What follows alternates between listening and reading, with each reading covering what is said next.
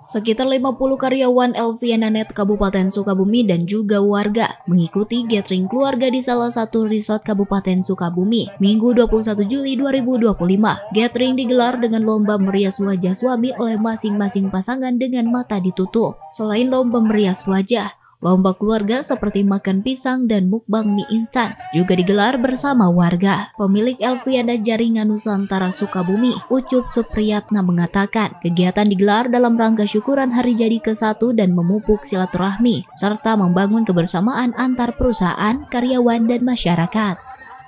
Alhamdulillah untuk hari ini mungkin acara gathering yang pertama alhamdulillah berjalan lancar.